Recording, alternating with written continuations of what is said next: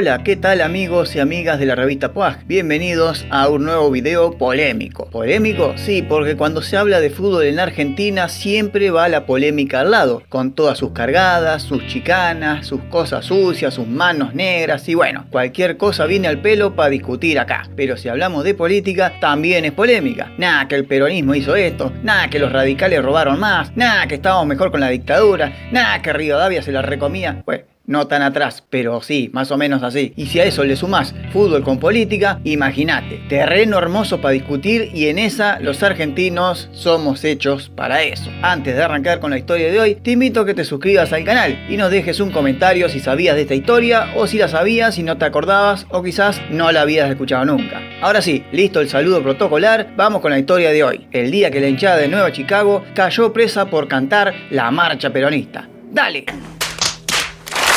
Vamos a contextualizar brevemente cómo venía la mano como siempre. Desde la implantación de una nueva dictadura militar en Argentina, la última en 1976, muchas de las manifestaciones, sobre todo las políticas, estaban prácticamente prohibidas, así como también muchísimas canciones, libros, películas, cuentos y otras maneras de expresarse lo que más o menos uno sentía con respecto al gobierno militar, la opinión que tenía uno. Todo estaba estrictamente vigilado. Según los testimonios de la mayoría de la gente que vivió en esos años y nada que ver tenía con la política, era muy común ver militares en las calles, parando micros y colectivos para pedir los documentos, o puestos de vigilancia en las rutas pidiendo el documento, registro o papeles del auto. Eso pasaba tanto a manera individual, si te veían pernoctando en las calles nocturnas de tu ciudad con cierta facha de sospechoso, ibas adentro, como también en las grandes aglomeraciones de gente. Ya te dije, en colectivos o muchas veces en reuniones, como por ejemplo recitales de música que sí estaba permitida. Ahí estaba la policía pidiéndote los documentos para que todo esté en su debido orden. Y si había desacato o algún sospechoso o ya estaban rompiendo mucho las pelotas con la música, entraba la policía al bar o recital y se terminaba todo. Se cerraba todo y estaban todos detenidos. Están todos detenidos. Con el fútbol pasaba más o menos lo mismo, más que nada en ciertos clubes rebeldes con respecto a no aceptar que nos gobernaba otra vez otra junta militar. Había muchos clubes ligados a miembros de la lucha armada, como por ejemplo Estudiantes de La Plata y Huracán, que yo ya hice un video acerca de eso hace unos meses. Como también había clubes más emparentados y amistosamente con la dictadura, como River, Colón de Santa Fe o Quilmes, donde también ya hice un video sobre eso. Otros clubes tradicionalmente de un partido político, en este caso clubes peronistas, como Boca, Chacarita, Racing y en este caso Nueva Chicago.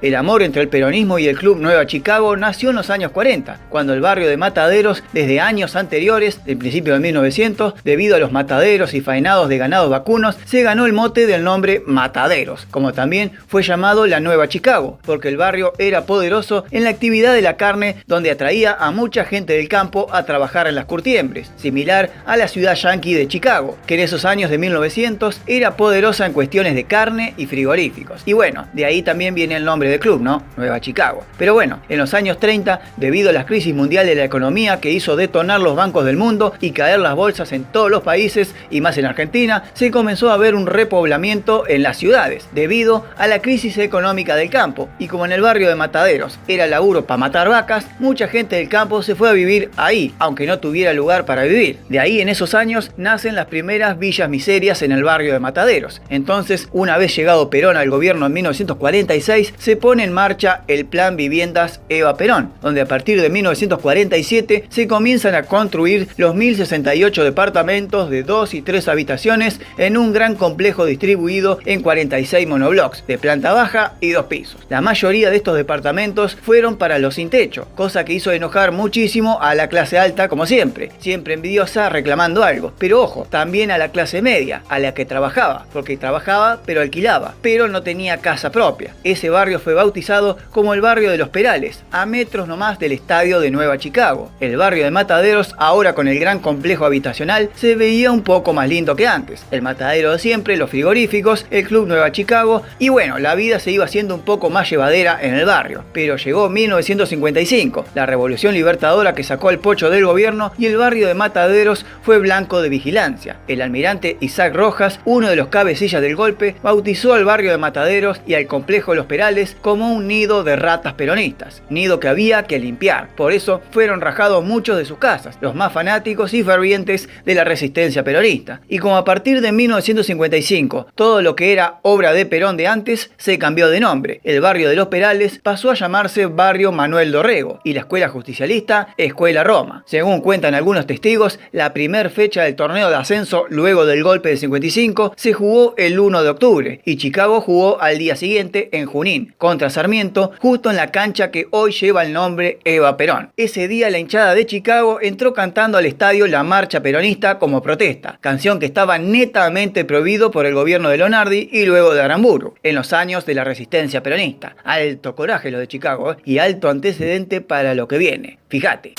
Pero ahora sí, con todo esto aclarado y más o menos explicado, vamos al año 1981, el año donde Maradona salía campeón con Boca del Metropolitano y San Lorenzo descendía por primera vez, demostrando así que los grandes también descienden. Pero Chicago seguía jugando en el ascenso, aunque este año 81 era un año clave en su historia. Comenzó bárbaro el torneo y lo lideró en gran parte del año. De hecho, Chicago peleaba la punta con Quilmes, un equipo tradicionalmente peronista y el otro amistosamente más cercano a la dictadura. Mirá qué rivalidad inesperada, ¿eh?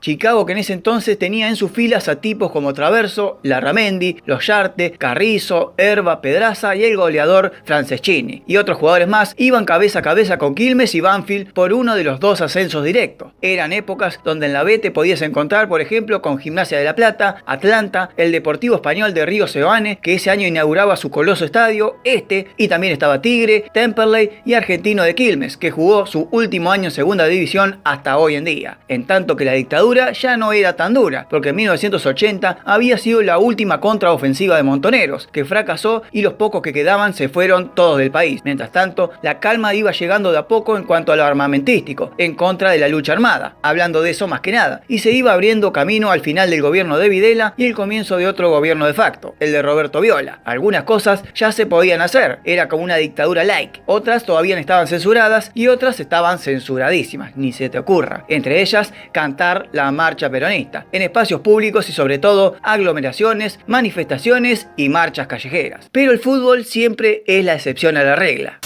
Entonces llegamos al 24 de octubre de 1981. Por la fecha 36 del torneo de Primera B se enfrentaban en Mataderos, Nueva Chicago y Defensores de Belgrano. El Torito de Mataderos venía de perder en La Plata con Gimnasia y también perder la punta contra Quilmes. Y tenía enfrente un Defensores de Belgrano de medio pelo, mitad de tabla para abajo, digamos. Chicago copó su estadio y no le sobró mucho para demostrar que ese año era el año para ser campeón. Y derrotó al Dragón por 3-0, con 3 goles de Mario Franceschini. Mientras se escuchaban los últimos ole ole en las tribunas de Chicago, comenzaron a bajar algunos cantitos típicos de la cancha y también del club, como por ejemplo Chicago, Chicago corazón, o no sé cómo era. También se escuchaba queremos ser campeones, algo así. Pero bueno, no soy muy bueno para los cánticos de la cancha, ¿viste? Pero en el grueso de la popular, cuando ya rondaban los 40 minutos del segundo tiempo, comenzó a sonar esta canción. Un grito de corazón, viva Perón, viva Perón. Sí, la marcha peronista, cantada en plena popular por un grupo de hinchas que luego se fue expandiendo a toda la popular y luego a la platea, y en segundos todo el estadio estaba cantando la marcha prohibida por la dictadura. Es que en las tribunas de ese estadio colmado, debido al campañón que se estaba mandando Chicago y pronto al ascenso, había miembros de la UOM, la Unión Obrera Metalúrgica, una de las más poderosas de esa época, que era liderada por Lorenzo Miguel, el sindicalista peronista más fuerte de la época en la dictadura. Acto seguido, y mientras el partido se iba terminando, comenzó la represión. Un grupo de 15 y 20 policías se metió en el medio de la popular de Chicago y comenzó a bajar gente de las tribunas a los palazos, mientras el partido moría en el 3-0 final. Partido terminado y comienza la desconcentración de la gente en la cancha, pero un grupito de 49 hinchas de Chicago estaban todos contra la pared afuera de ella. Según los testimonios de Alejandro Fabri, el gran estadista, y Alberto Ferrari del diario Crónica, que fueron testigos del episodio, en cómo se llenó de policías en minutos, nada más, rodeando a los 49 hinchas de Chicago. Celulares policiales de repente aparecieron por todos lados y hasta los de la montada también estaban. Pero como no había suficientes vehículos para ser trasladados todos, la policía obligó a los hinchas de Chicago a ubicarse en el medio de la calle en doble fila, flanqueados por policías de a pie y otros a caballo, y al trote recorrer las 6 cuadras que separaban la comisaría 42 de la cancha de Nueva Chicago. Fabri luego redactaría en su crónica periodística de aquel día diciendo esto: en el trayecto los policías de a caballo ordenaron a viva voz al grupo de detenidos mantener el ritmo de la marcha, en las 6 cuadras que separaban el estadio de la comisaría a Los Palazos. Uno de los policías montados subía reiteradamente con su caballo a la vereda, obligando a los curiosos y vecinos a introducirse en sus casas para que no chusmeen. Cuando pasaron por el ex barrio Los Perales, hubo gente que arrojaba piedras y palos a la policía, pidiendo la liberación de los hinchas. Luego, el subcomisario de la seccional, de apellido Quintana, manifestó que los 49 hinchas de Chicago fueron demorados para ser identificados y pedir documentos e identidades y nada más, y que 40 de ellos podrían recuperar la libertad en un par de horas nada más, debido a que no había cargos en su contra ni antecedentes. Mientras los 9 restantes sí quedarían detenidos por infringir el edicto que reprime desórdenes en espectáculos deportivos. Además, Quintana agregaba que era mentira que fueran detenidos por cantar solamente la marcha peronista, pero no fue así. Los 9 que quedaron detenidos fueron trasladados al día siguiente al penal de Devoto. Los medios hacían eco de este episodio relatando lo que se podía relatar, aunque como ves ya estaba un poco más light y más relajada la dictadura. Si no, estos titulares no hubiesen salido ni en pedo hace 4 o 5 años atrás, cuando estaba Videla. El periodista Roberto Carlos Coira del mensual El Caño dio con el paradero de Carlos Moreno, uno de los 40 hinchas liberados al instante, y dio testimonio de aquel episodio que tenía que ver con cierto resentimiento de la Junta Militar hacia el barrio de Mataderos. ¿Por qué? Porque históricamente, como te conté antes, era un barrio peronista. Desde 1947 con la construcción del barrio Los Perales, como también el episodio de 1959 con la resistencia peronista, cuando tomaron el frigorífico Lisandro de la Torre en pleno gobierno de Frondizi, porque este lo había privatizado, y dejaron sin trabajo a más de 8.000 personas. Pero también se recordaba que en 1972 la juventud peronista lanzó el plan Luche y Vuelve, que se buscaba el regreso de Perón al país y donde el mismo Héctor Cámpora, futuro presidente, habló en aquella ocasión. Pero la dictadura de Videla había sido muy cruel con el barrio de Mataderos, porque cerraron cines, negocios, intervinieron el hospital Salaberry y había muchísima vigilancia todo el tiempo en las calles. Con los días se fue olvidando el episodio en las noticias y la dirigencia de Nueva Chicago pidió audición inmediatamente con Roberto Viola, el gobernador de facto nuevo, para pedir la pronta liberación de los 9 detenidos de Devoto. Solo uno salió, Miguel Aquino, que trabajaba en la Asociación de Personal Superior del SECBA, estudiante de ingeniería, pero el periodismo no escatimó en ubicarlo como el ingeniero detenido y donde tuvo serios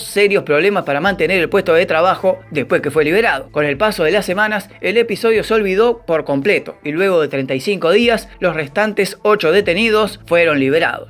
Mientras se estaba produciendo las detenciones y noticias escandalosas de aquel episodio, Chicago el sábado siguiente jugó otra fecha del campeonato contra Atlanta en Villa Crespo y ganó 2-1, aprovechando la derrota de Quilmes en la cancha de Nueva España del Deportivo Español, y quedó puntero de nuevo. Los hinchas de Chicago que habían acudido al estadio de Atlanta se habían portado muy bien esta vez, pero cuando volvían a Mataderos pasaron por enfrente de la comisaría 42 y amagaron con cantar de nuevo la marcha peronista, pero cuando estaban por entonar las estrofas comenzaron a cantar el arroz con leche. Sí, al grito de a ver si con esta canción también nos van a reprimir y bla bla bla bla. Argentina.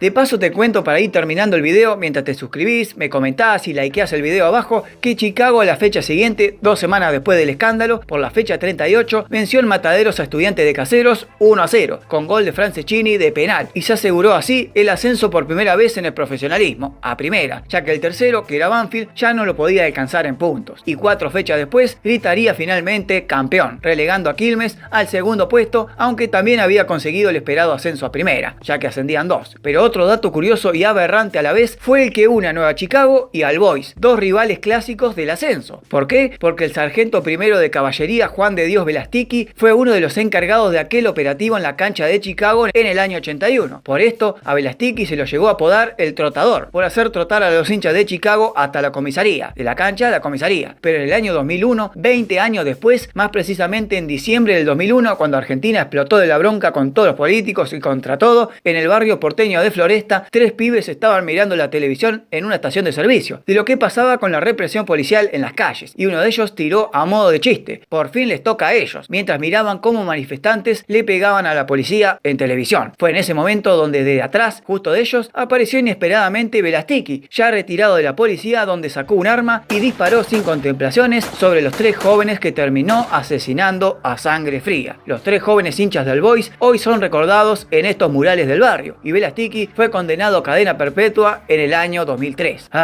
Qué sé yo, historias de la represión argentina, ¿viste?